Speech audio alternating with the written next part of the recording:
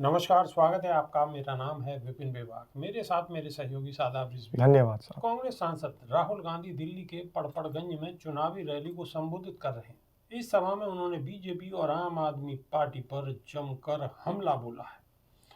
राहुल ने कहा है कि नफरत के बाजार में मोहब्बत की दुकान खोलनी है। हम नफरत का हिंदुस्तान नहीं चाहते, हम मोहब्बत की दुकान चाहिए।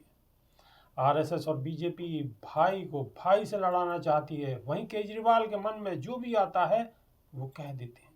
जब सियासत में आए थे तो छोटी सी गाड़ी थी, कहा था नए तरीके की राजनीति करूंगा और दिल्ली को बदल दूंगा। एक बार बिजली के पोल पर चढ़ गए थे, जब गरीबों को उनकी जरूरत थी तब नहीं दिखे।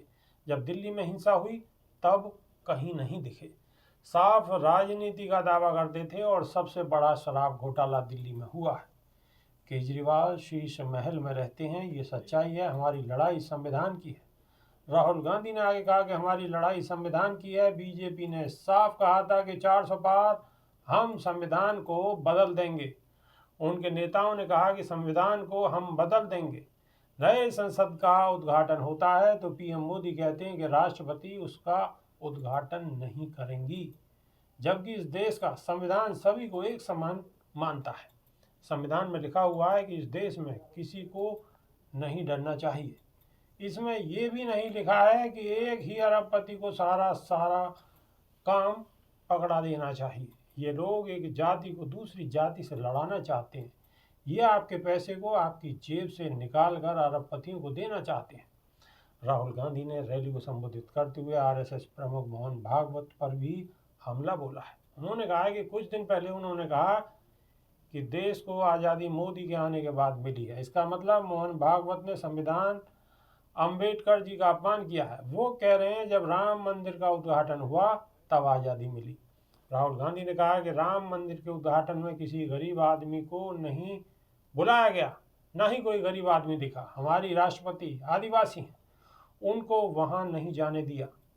नई पार्लियामेंट का उद्घाटन होता है, मोदी जी कहते हैं कि वो वहां नहीं जाएंगी। संविधान कहता है कि देश के सब लोग समान हैं, कोई कम नहीं है, कोई बड़ा छोटा नहीं है। हिंदुस्तान के सभी नागरिक एक समान है। राहुल गांधी ने कहा है कि ये डर फैलाने का लक्ष्य है। ये हिंदुस्तान का धन अरबपतियों को हवाले करना चाहते हैं। ये आपको लड़ाना चाहते हैं। जो आपका धन है वो आपकी जेब से निकाल कर अरबपतियों को देना चाहते हैं। अडानी पीएम मोदी के खास मित्र हैं। ये करोड़ों रुपए इन्होंने दिए हैं। असल में ये अडानी की कंपनियां हैं, मगर कंट्रोल पीएम मोदी के हाथ में है। पड़पड़गंज से कांग्रेस प्रत्याशी अनिल चौधरी ने भी जनसभा को संबोधित किया है। उन्होंने कहा है कि पड़पड़गंज के लोगों ने शराब माफियाओं को भगा दिया है और अब नफरत फैलाने वालों को भगाना है। पड़पड़गंज में नफरत और मोहब्बत के बीच चुनाव है।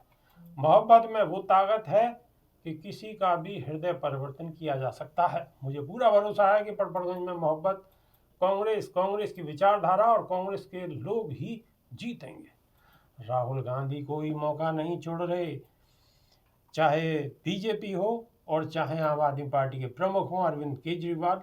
राहुल गांधी दोनों पर बड़े ढंग से और बड़े तरीके से निशाना साध रहे हैं। सादाब रिजवी जी बिल्कुल। विभाग जी, पुरानी कहावत है कि बुराई चलती है 100 कोस और अच्छाई 1 कोस। तो बुराई जितनी फैल चुकी है, नफरत जितनी फैल चुकी है, उसको ख़त्म होने में समय लगेगा। अब नफरत को ख़त्म करने के लिए मोहब्बत ही ज़रूरी है, उसका कोई और निदान नहीं है। नफरत को नफरत से ख़त्म नहीं किया जा सकता, बल्कि आग में घी डालेंगे तो आग और ज़्यादा भड़केगी।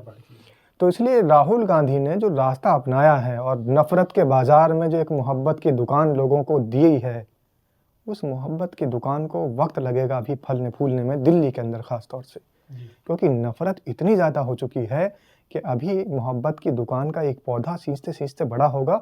लेकिन ये बात तय है कि मोहब्बत की दुकान एक दिन इतनी बड़ी हो जाएगी कि नफरत फैलाने वाले और नफरती गैंग के चिंटू देखते रह जाएंगे और उनके कारोबार चौपट हो जाएंगे।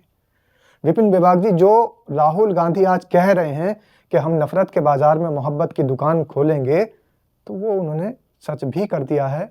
क्या कर दिया है, एक आप देखते होंगे राहुल गांधी के हाथ में एक हमेशा से एक किताब रहती है, और वो किताब किसी धर्म संप्रदाय की किताब नहीं है, वो किताब इस देश की किताब है, इस देश के सारे धर्मों को मानने वाले, इस देश के विभिन्न विभिन्न भांति-भांति के धर्मों को मानने वाले लोगों की किताब है।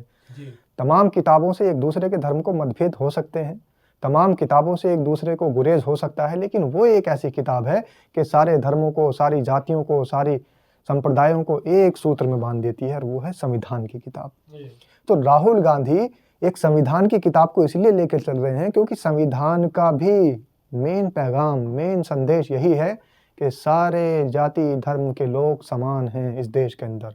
अगर वो इस देश के नागरिक हैं तो वो एक ही सूत्रधार में बंधे हुए हैं और समान हैं। समता मूलक शासन उनको चाहिए, किसी के अंदर कोई भेदभाव नहीं होना चाहिए, कोई जाति पाति ऊंच नीच कुछ नहीं होना चाहिए। अगर इस देश का नागरिक है तो वो एक समान है, एक बराबर है। लेकिन मोहन भागवत और आरएसएस ये आज से नहीं, देश आज़ाद होने से भी बहुत पहले से, हमेशा से इस देश की अखंडता में ही सेंध लगाने की कोशिश करते रहते हैं। इस देश को खंड खंड करने के लिए भी इन्होंने काम किया, और जब देश के संविधान के बनने का नंबर आया तब भी इन्होंने विरोध किया। देश आज़ाद हुआ, देश की आज़ादी में आप एक नाम ऐसा गिनवा दीजिए जब कोई आरएसएस का व्यक्ति देश की आज़ादी में शामिल हुआ हो।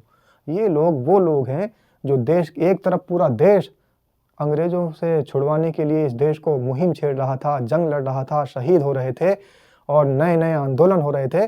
दूसरी ओर ये लोग बैठे हुए अंग्रेज़ों के साथ कहीं ना कहीं देश के भेद को वहाँ पर दे रहे थे।